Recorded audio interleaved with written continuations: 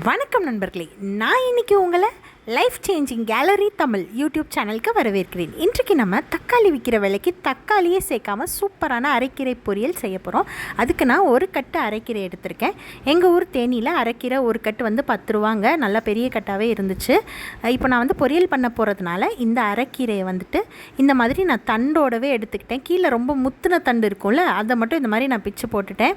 அது வந்து ரொம்ப முத்துனதாக நம்ம உடைக்கும் போதே வந்துட்டு அது சரியாக வராது. அந்த மாதிரி முத்துன தண்டாக இருந்தால் எடுத்து போட்டுட்டு இந்த மாதிரி வந்து பிஞ்சு தண்டு இப்படி உடைச்சா நல்லா ஈஸியாக வரக்கூடிய பிஞ்சு தண்டு எல்லாத்தையுமே எடுத்துக்கணும். தண்டு போட்டு பொரியல் பண்ணால் தான் அரைக்கீரை பொரியல் நல்லாயிருக்கும். இந்த மாதிரி தனியாக ஒரு பாத்திரத்தில் தண்ணி எடுத்துகிட்டு கீரையை வந்து கொஞ்சம் கொஞ்சமாக போட்டு அலசி எடுத்து இன்னொரு பாத்திரத்தில் வைக்கணும். அப்போ தான் அந்த மண்ணெல்லாம் பாருங்கள், இப்படி தண்ணி எப்படி கலங்கலாக இருக்குது பாருங்கள், அடியில் ஃபுல்லாக அந்த மண்ணெல்லாம் தங்கிரும். அதுக்கப்புறம் அலசி கழுவுன கீரையை இந்த மாதிரி நான் நல்லா நறுக்கி எடுத்துக்கிட்டேன். ரொம்ப பொடியாக நறுக்கலைங்க, நான் ஒரு அளவாக தான் நறுக்கியிருக்கேன். உங்களுக்கு வேணும்னா நீங்கள் இன்னும் நல்லா பொடியாக கூட நறுக்கிக்கலாம். அப்புறம் வந்து நான் வந்து ஒரு 10லேருந்து 12 சின்ன வெங்காயம் எடுத்திருக்கேன். 3 பச்சை மிளகாய் கீரி வச்சுருக்கேன். இப்போ கீரையை நம்ம தாளிச்சிக்கலாம். அதுக்கு வந்து நான் ஒரு வடைச்சட்டி சூடு பண்ணிவிட்டு ஒரு 2 டேபிள் ஸ்பூன் வந்துட்டு நான் கடலெண்ணெய் சூடு பண்ணிக்கிறேன். உங்களுக்கு வேணும்னா நீங்கள் நல்லெண்ணெய் கூட சூடு பண்ணிக்கலாம். அதுக்கப்புறம் வந்துட்டு ஒரு டீஸ்பூன் கடுகு உளுந்த பருப்பு சேர்த்துக்கிறேன். கடுகு உளுந்த பருப்பு வெடித்ததுக்கப்புறம் வந்துட்டு சீரகம் சேர்த்து நல்லா பொரிய விட்டுக்கிறேன். சீரகம் வந்து நம்ம இந்த மாதிரி செய்கிறப்போ வந்துட்டு கருகிடக்கூடாது. இப்படி கருகினா வயிறு வலி வந்துடும். சீரகத்தை வந்துட்டு நல்லா மெதுவாக லைட்டாக பொரிஞ்ச உடனே அடுத்தடுத்த பொருள் சேர்த்துக்கணும். கொஞ்சமாக கருவேப்பிலை சேர்த்துக்கிறேன். கடுகு வந்துட்டு நான் பெரிய கடுகு யூஸ் பண்ணாமல் பொடி கடுகு வந்து நான் யூஸ் பண்ணுவேன். இந்த மாதிரி பொடி கடுகு சேர்த்துக்கிறப்போ டேஸ்ட் ரொம்பவே நல்லாயிருக்கும். பெரிய பெரிய கடுகு போட்டோன்னா கொஞ்சமாக கடுகு சேர்த்தாலும் எங்கே பார்த்தாலும் கடுகாக இருக்கும். அது ஒரு மாதிரி டேஸ்ட்டு ரொம்ப காட்டமாக இருக்கும். குட்டி குட்டி கடுகு ரொம்பவே டேஸ்ட்டாக இருக்கும். ட்ரை பண்ணி பாருங்கள், பொடி கடுகு வாங்கி. இப்போ வந்துட்டு நான் வந்து அந்த கருவேப்பிலை பொரிஞ்சு வந்தோடனே சின்ன வெங்காயத்தை நறுக்கி உள்ளே சேர்த்துட்டேன். பச்சை மிளகாய் கீரையும் உள்ளே போட்டு நல்லா ப்ரௌன் கலர் ஆகிற வரைக்கும் வதக்கிட்டு, அதுக்கப்புறம் கீரை வந்து கழுவி நறுக்கி வச்சுருக்கோம் இல்லையா, அதை வந்து ஒவ்வொரு கைப்பிடியாக போட்டு லேசாக வதக்கி அதுலேருந்து நீர் பிரிஞ்சு வரப்போ அடுத்தடுத்து அப்படியே போட்டுகிட்டே வரலாம். கீரை வந்து எப்போவுமே நம்ம அந்த பாத்திரத்துக்குள்ளே சேர்த்த உடனே பாத்திரம் நிறைய தெரியும். ஆனால் அது லேசாக வதங்கி சுண்டுன உடனே வந்துட்டு ரொம்பவே நல்லா நமக்கு வந்துட்டு குவான்டிட்டி குறைஞ்சிரும். என்னடா அவ்வளோ கீரை சேர்த்தோம், என்ன இவ்வளோண்டா மாறிடுச்சுன்னு சொல்லி நம்மளே ஆச்சரியப்படுற அளவுக்கு ஆகிடும். இப்போ பாருங்கள், அந்த கீரையை நான் கொஞ்சம் கொஞ்சமாக சேர்த்து லேசாக வதக்கி விட்டுட்டு அதுக்கப்புறம் தான் அடுத்தடுத்து சேர்த்துட்டே இருக்கிறேன்.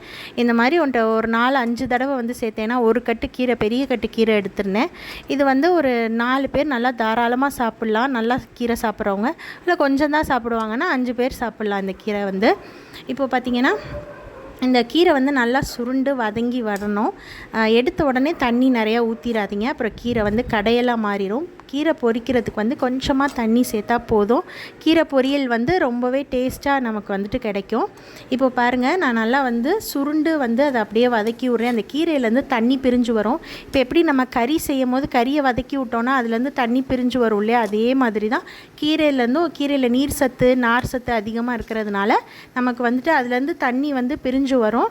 அந்த தண்ணியிலே லேசாக கீரையை வந்து நல்லா ஒரு 5 நிமிஷம் வரைக்கும் வதக்கி கொடுக்கணும். இங்கே பாருங்கள், நல்லா கீரை வதங்கிருச்சு. எவ்வளோ கீரை போட்டோம் இதில் பாருங்கள், கீரை எப்படி சுண்டிருச்சுன்னு. இங்கே பாருங்கள், தண்ணி அதுலேருந்து பிரிஞ்சு வந்திருக்கு. இப்போ வந்து நம்ம இந்த நேரத்தில் தான் வந்துட்டு கொஞ்சமாக தண்ணி சேர்த்துக்கணும். சும்மா ஒரு 1/4 செம்பு தண்ணி தான் சேர்த்துருக்கேன், ரொம்ப தண்ணி சேர்க்கலைங்க நான். இந்த தண்ணியில் நல்லா ஃப்ளேமை மீடியமாக வச்சு கொஞ்சமாக அந்த குறைச்சி வச்சு நல்லா வேக வைக்கணும். அப்படி வேக வச்சிங்கன்னா கீரையோட கலர் மாறாது, கீரை டேஸ்ட்டும் மாறாது, ரொம்ப நல்லாயிருக்கும். கீரை பொரியலை பொறுத்த வரைக்கும் நம்ம முதலையே உப்பு சேர்க்கக்கூடாது. அப்படி உப்பு சேர்த்தோன்னா கீரை ஒரு மாதிரி கரிச்சு போயிடும், டேஸ்ட் மாறிடும் அப்படின்னு சொல்லுவாங்க. பாருங்கள், கீரை வந்துட்டு எந்த அளவுக்கு பச்சையாக இருக்குதுன்னு சொல்லிட்டு தண்ணி வந்து நான் கொஞ்சமாக தான் சேர்த்துருக்கேன். அதுதான் உங்ககிட்ட எடுத்து காமிக்கிறேன். சும்மா வந்துட்டு இந்த தண்ணியிலே இது வெந்துடும். லேசாக கிளறி விட்டு நம்ம எடுத்து வச்சிடலாம். இப்போ கடைசியாக நம்ம வந்து கீரையில் சேர்க்குறதுக்காக சும்மா ஒரு டேபிள் ஸ்பூன் வந்துட்டு நிலக்கடலை பருப்பு எடுத்துக்கிறேன். உங்ககிட்ட நிலக்கடலை பருப்பு இல்லைன்னா கடலப்பருப்பை கூட நீங்கள் லேசாக போட்டு வறுத்துக்கலாம்.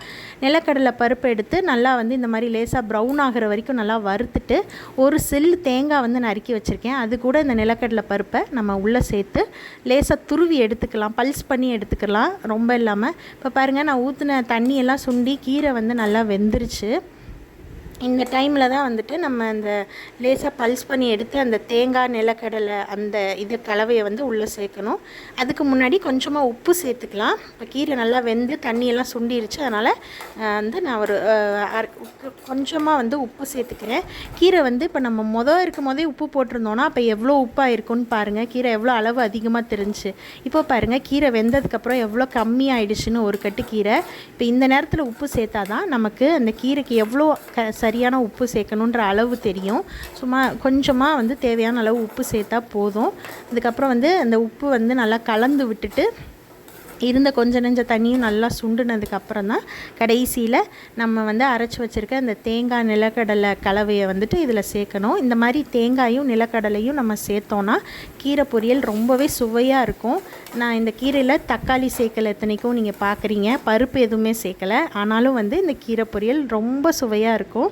நீங்கள் உங்கள் வீட்டில் ட்ரை பண்ணி பார்த்துட்டு நம்ம கமெண்ட் பாக்ஸில் வந்து கமெண்ட் பண்ணிட்டு போங்க. இங்கே பாருங்கள், இந்த நிலக்கடலையும் தேங்காயையும் வந்து சும்மா லேசாக துருவி தாங்க எடுத்திருக்கேன். ரொம்ப வலுவலுன்னு அரைக்கலை, தண்ணி எதுவுமே சேர்க்கக்கூடாது. சும்மா பல்ஸ் பண்ணி எடுத்து இந்த மாதிரி இந்த கீரை பொரியல் இருக்கு இல்லையா, இதுக்குள்ளே சேர்த்துட்டு நல்லா கலந்து விட்டுறணும். இதை சேர்த்ததுக்கப்புறம் ரொம்ப நேரம் கீரையை வந்து வச்சுருக்கக்கூடாது, ஆஃப் பண்ணிடணும். சும்மா ஒரு நிமிஷம் வந்துட்டு நல்லா கிளறி கிண்டி விட்டுட்டு மிக்ஸ் ஆன உடனே வந்துட்டு நம்ம ஆஃப் பண்ணி விட்டுறணும். அவ்வளோதான், நம்மளோட சுவையான அரைக்கீரை பொரியல் ரெடி ஆகிடுச்சு. அரைக்கீரை வந்து ரொம்பவே உடலுக்கு நல்லது. இந்த அரைக்கீரை வந்து நமக்கு சளி எல்லாம் இருக்குது அப்படின்னா இந்த அரைக்கீரை பொரியல் செய்து சாப்பிட்றப்ப சளி வந்து சரியாகும். அது மட்டும் இல்லாமல் அரைக்கீரையில் வந்து நார் சத்து, நீர் சத்து இதெல்லாமே அதிகமாக இருக்குது. ஒருவேளை மலச்சிக்கல் இருக்குது, சின்ன பிள்ளைங்களுக்கு சரியாக மோஷன் போகாமல் இருக்குன்னா அவங்களுக்குலாம் இந்த கீரை செஞ்சு கொடுத்தீங்கன்னா நல்லாவே ஃப்ரீயாக மோஷன் போகும். இந்த வீடியோ பிடிச்சிருந்தால் லைக் பண்ணுங்கள். நன்றி, வணக்கம்.